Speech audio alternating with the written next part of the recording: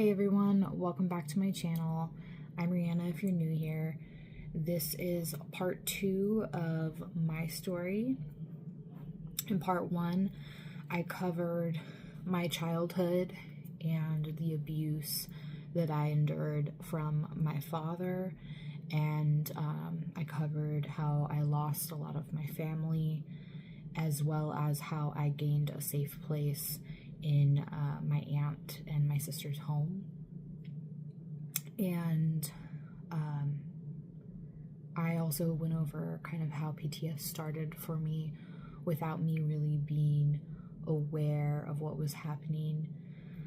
And I wanted to pick up where I left off because, you know, it was very difficult to continue that video, I think, in part 1 because it was so emotional, and I wanted to have the right mindset going into this portion of the video because I wanted to give people hope by the end.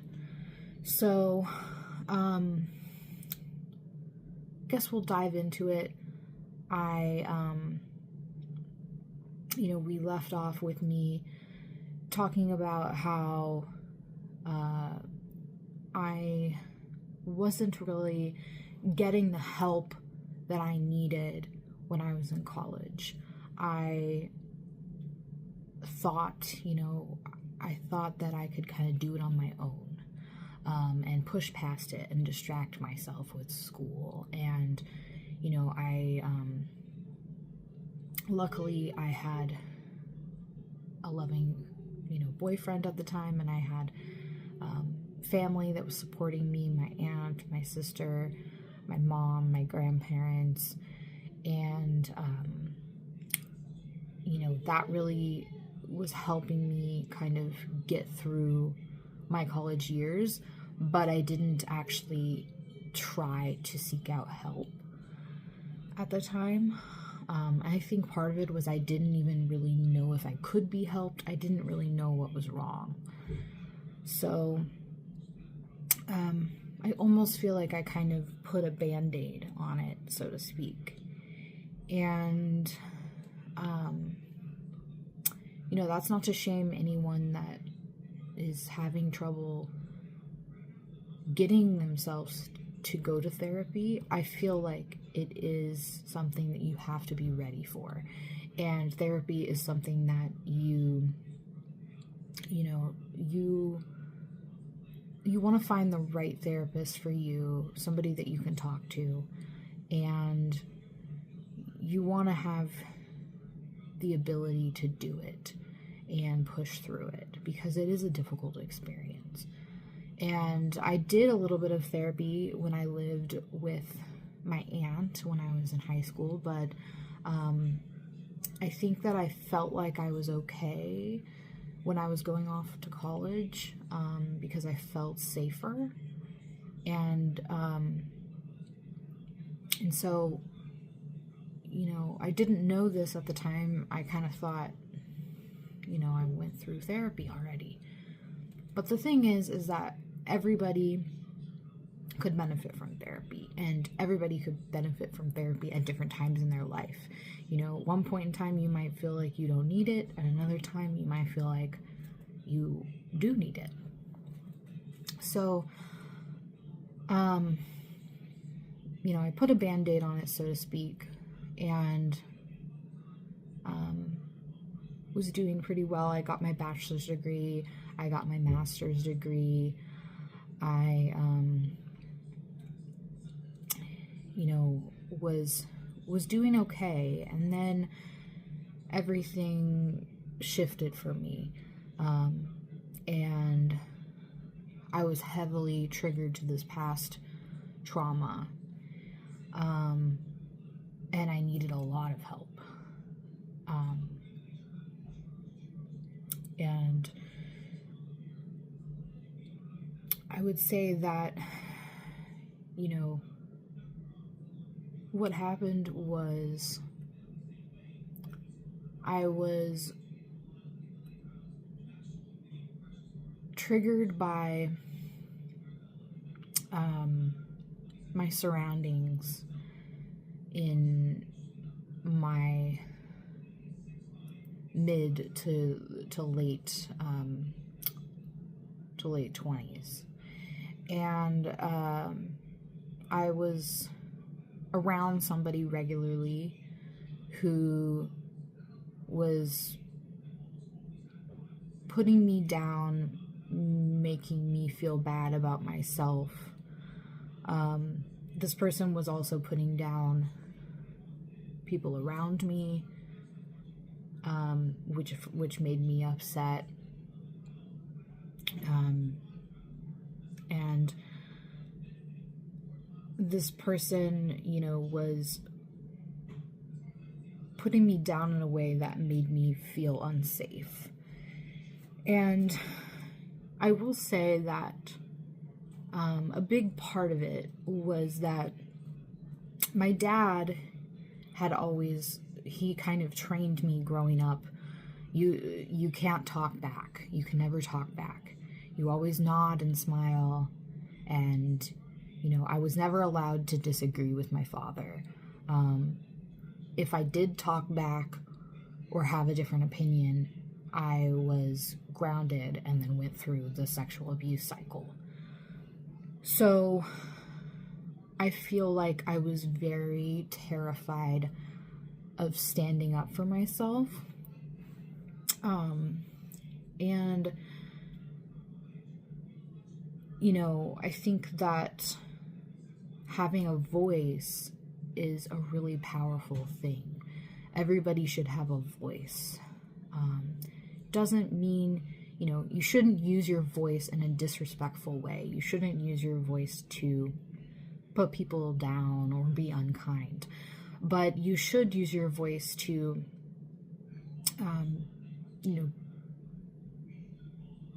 be assertive and stand by your beliefs and stick up for yourself in the best way that you can. And I didn't really know how to do that. I was kind of letting this person, make me feel stupid and make me feel dumb and putting me down. And I was not really using my voice to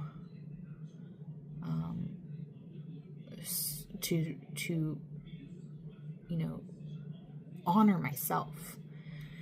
And so I think through that I just kept losing myself because I wasn't expressing my own beliefs and I wasn't expressing my own thoughts. And I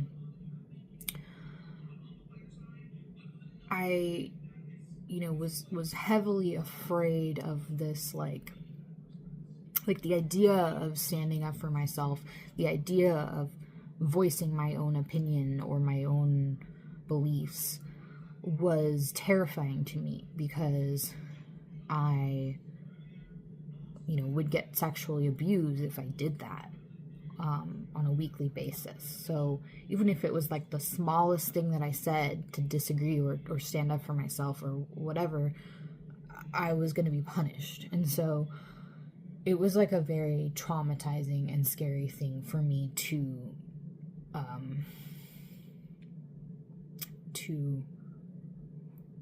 talk back, so to speak. So the other part of it was that I was afraid of losing people. I was afraid of losing people I loved if I didn't get along with this person, if I didn't just smile and play along, if I didn't, if I disagreed with them or if I was going to have an argument with them, I was very afraid of losing my loved ones. And so I started to feel very unsafe in my own home again. And I progressively kind of just became more and more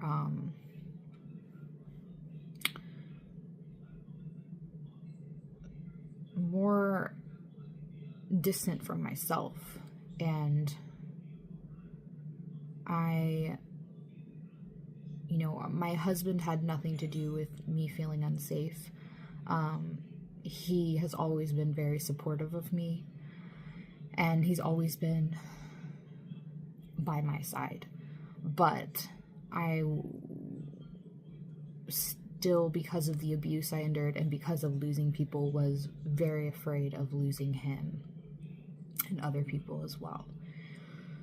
So I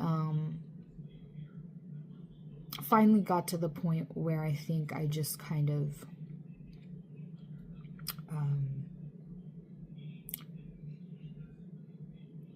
stood up for myself to this person. And I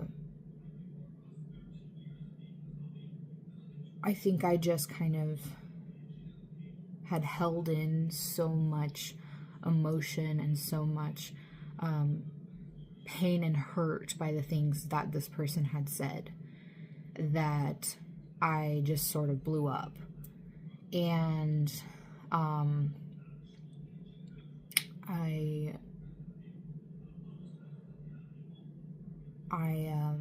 regret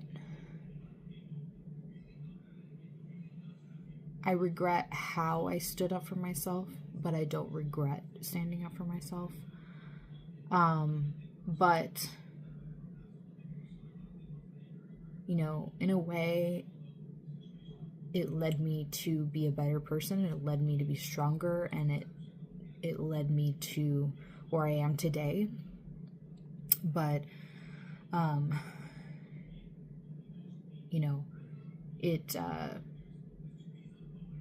it was not the best, because I stood up for myself in front of a lot of people, and kind of, it was a lot of standing up for a lot of things at once, rather than like one thing at a time. And so, I was heavily triggered from that experience. I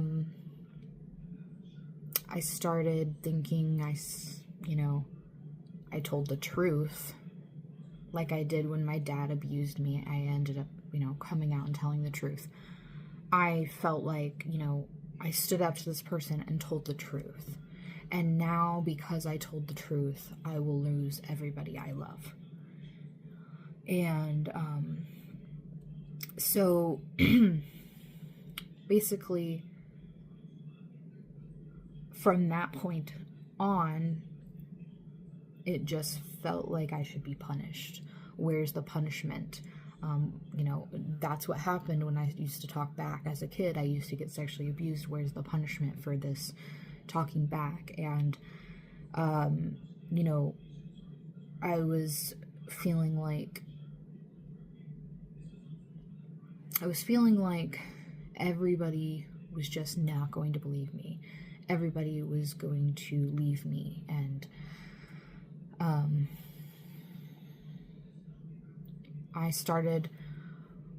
I didn't know what it was at the time. It's called ruminating. I looked into it a lot and eventually figured out that that's what was going on in my mind. But it was basically like I was repeating events in my head of what this person had said to me over the past couple of years. And repeating in my head, the bad things that they had said to me, and repeating what I had said back to them. And, also kind of like thoughts of my dad's abuse were creeping in, and thoughts of, losing my loved ones, and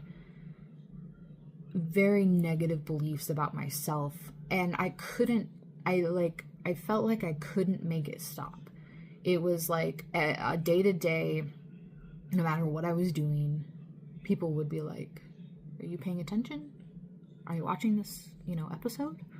Are you doing, and I wanted so badly to concentrate on the person in front of me, and I couldn't. My mind was wrapped up in this, and it was making me miserable. It was like I like actually couldn't turn off my brain. And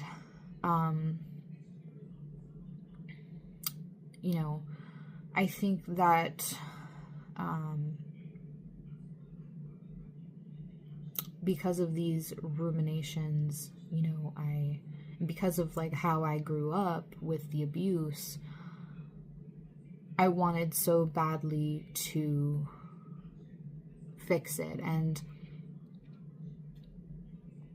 almost like I wanted to I wanted to not lose the people that I loved. So I just kept replaying in my head, what can I do to fix this? And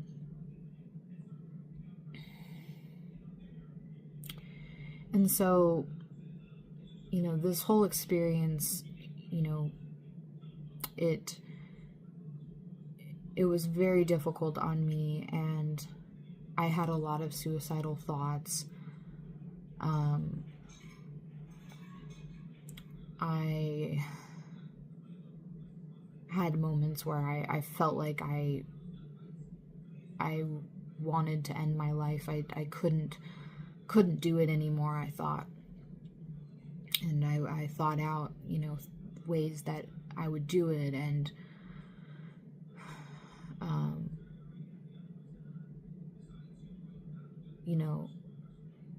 just me being who I am. I'm always one to own up to my own mistakes and kind of look at it as in like, what did I do? What could I have done better? And so I think that was like also a big part of it, was that I always want to apologize for what I did wrong. And so I did. And, I think that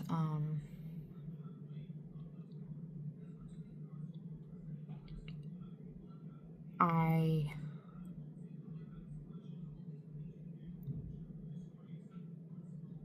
did not feel that this person really understood what they were doing to me or how they were making me feel. They didn't really get it. And that reminded me a lot of my dad. It reminded me of my dad not admitting to what he did to me. It reminded me, of 2 years being around this person making me feel like crap, and 2 years of abuse from my dad. And so it was just a very triggering experience. And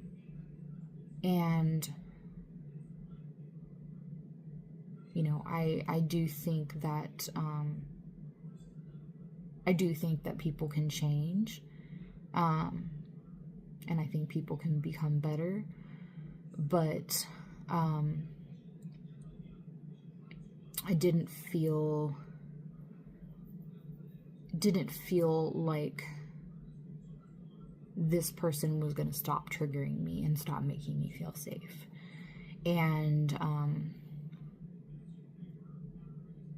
so, what I would say about that now is that, not everybody is going to be your person, and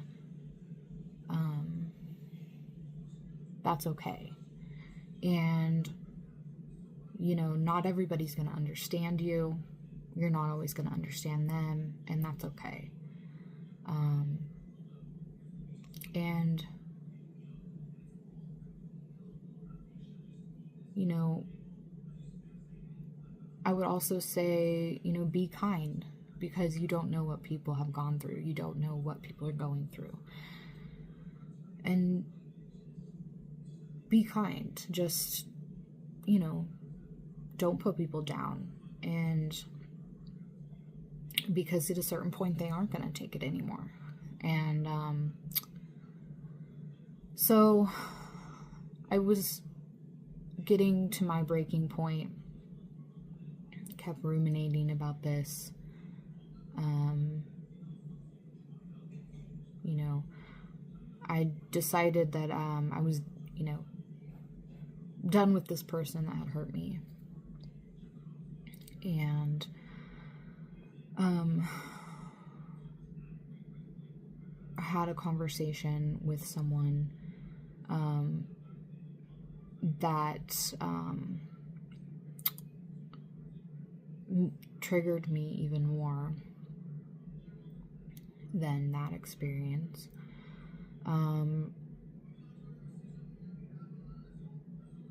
And I finally just broke down in a way that's really hard to describe. I felt like I had lost people again. And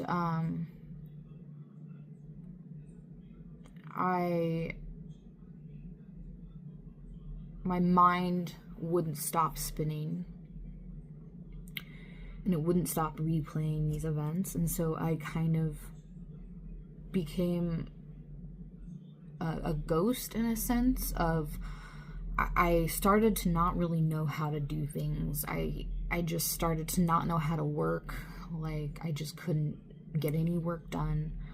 And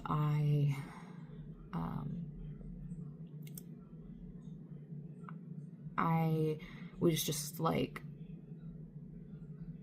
at a point where I felt like I really can't do this anymore. I don't know what to do. The pain is so strong. And that was when I like really realized I need a lot of help. Like, I need help. I remember crying to my husband saying, please take me to the hospital. Please take me to the hospital. And, you know, it was like somebody needed to help me do something, because I could not go one more day in this body. And I had a conversation with my aunt, and we decided that I needed to talk to a psychiatrist. And so she set me up with an appointment for a psychiatrist. And we decided that after my appointment with a psychiatrist that I needed to come home. And it was like a 7-hour drive from where I was living. And I needed to feel safe in my own home, and I didn't. And so I needed to go home to be with my aunt and my sister and some friends there. And so I went to this psychiatrist appointment, and that my aunt had set up for me, and it just started the beginning of the change of my life.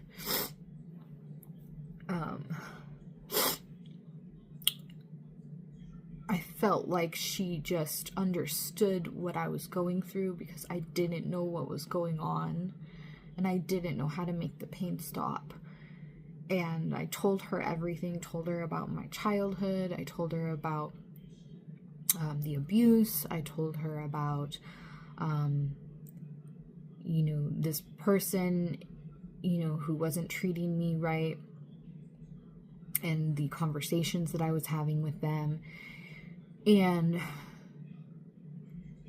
she said, "You have PTSD." And I remember, like, just having that feeling of, like, I knew it. And I think it was part of me was feeling like, I'm crazy. There's nothing that can help me. I'm crazy. I can't make the pain stop. But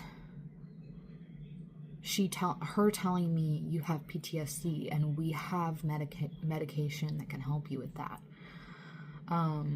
That was life-changing because I could see that I could get help. I could feel better again. And so she prescribed me with medication for PTSD, and that was I got the prescription in March of 2023, and right after that, I drove to my aunt's house, and I cried most of the way there, and it was like a 7-hour drive. And I just remember driving away from my house thinking, like, I'm leaving this unsafe environment. I'm going to my aunt's and I'm gonna feel safe there. And also this like feeling of I'm losing everyone that I love was still, I mean, I hadn't even taken the medication yet.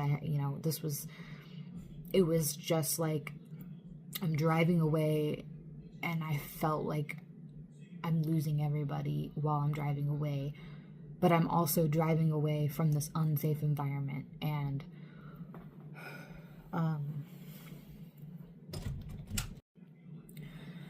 so then I got to my aunt's house, and I remember my aunt and my close friend and my sister just like really taking care of me and making me food and bringing me water. And I had called out sick for a couple days now from work, and so I wasn't working. I was just I was still ruminating, and I started my medication. I picked it up near my aunt's house, and I remember that day after I got to my aunt's, I remember waking up in the morning and kind of just ruminating over and over and staring into space and not knowing how to get myself a cup of water. And the morning's going by and I still am holding a cup, like as if I was gonna get a cup of water, but I don't remember how. And my friend, she was checking in on me because my aunt was at work, and I think my sister was gone at work as well. And my friend was like checking in on me, and she came to bring me lunch, and she got me a glass of water, and I had a really good talk with her. And my aunt and my sister and her all were really trying to help me with ideas. They were helping me remember to take my medication on time. They were helping me, come up with a routine for myself so that I could start remembering how to do things again. And that was kind of the whole point of the routine video that I made previously. And they were just helping me like talk about what can I do, exercise, I can take my medication, I can get on a routine, I can journal. And so we just kind of kept coming up with like ideas and a plan for when I would return back to my home with my husband. And so we did that, and they also helped me find a therapist that specialized in PTSD. And I had started to go to a therapist on my own before this moment, but it was not a good fit, and it wasn't somebody that specialized in PTSD. So I stopped seeing that therapist, and I went to this new therapist that specialized in PTSD, and I'm actually still seeing her today. So it's been about a year and a half of me going to therapy. And it's been amazing. She's been an amazing therapist. And this was kind of the beginning of the change of my life. This was the beginning of the healing process. So eventually, when I felt okay, I drove back home to be with my husband. And it wasn't easy. It was still hard. But the medication did help me with the ruminations. The routines definitely helped. All my family and friends helped a lot, and they were very supportive, and my husband was very supportive. And my therapist was amazing. And, I had rough patches since, March 2023. I've had rough times. But now we're in August of 2024. It's been about a year and a half, and I'm feeling a lot better. And I've learned a lot. What I would say, or what I want people to take away from my story, is I want people to take away that you can ask for help. Somebody cares about you. So giving up is not an option. And when you feel like you're about to give up, when you feel really low like that, ask for help. Call the suicide hotline.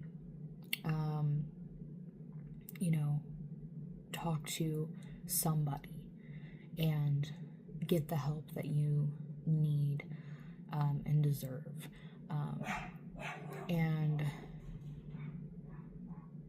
I kind of was very nervous about taking medication. I think because there's like a stigma, and I didn't want people to think low of me. But I realized that there's nothing wrong with it. If you need that medication to help you to not be depressed or not have ruminations or whatever the case may be, and to be a better version of yourself, then get some help. Go see a psychiatrist. Oftentimes they know a lot more than your doctors do about mental health. They do in general, because I talked to a doctor and they did not help me very much. So talk to a psychiatrist. And I also want people to take away from this that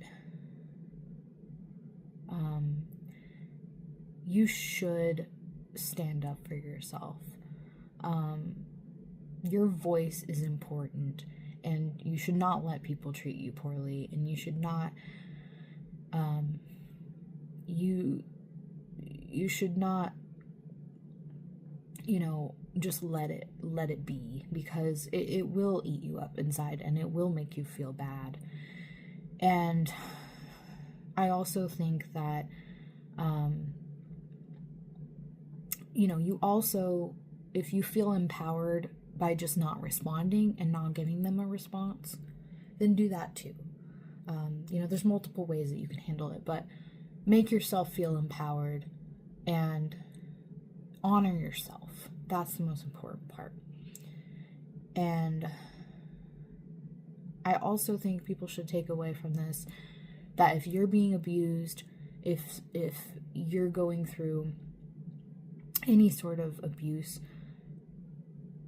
tell someone and get help. You don't have to do this alone. You're not alone. And you matter. And in my later videos, I do want to talk more about like the resources and like things that I've done that have made me feel better. But I think that those will be for later videos. I think I just wanted you to kind of get the picture of like what happened to me and, what was my breaking point and what was my changing point. And, today I'm doing a lot better. I no longer have ruminations. I'm no longer as concerned about losing people. I still am, but I have sort of realized that the people that love you aren't gonna just leave you. The people that love you are gonna stand by you. And, if they don't, then they weren't your people. They're not your people. And, I have a wonderful, loving husband who has supported me every step of the way. I have great friends. I have, some great friends that have a baby that lights up my life. And I have an amazing aunt, and, I have my mom, and I have, my sister, and I have my grandparents. So I have all these amazing, loving family members in my life. And I have my husband, has an amazing family that loves me as well. And so I think that, the point is that I shouldn't, you don't have to be so concerned about losing the ones that you love. If they really love you and they're the ones that should be in your life, then they're going to be in your life. So I'm starting to get a lot better at recognizing that. So, I think, I still struggle today. I'm not perfect. Nobody's perfect. And I'll continue struggling, but, I know how to ask for help, and I know how to, re-ask for help if I do need it. So get help. Never do it alone. You're not alone. And, feel free to let me know if you have any questions, or if there's any videos that you think would be particularly helpful to you. Please comment and let me know. And reach out to me if you need any help. So, yeah, thanks.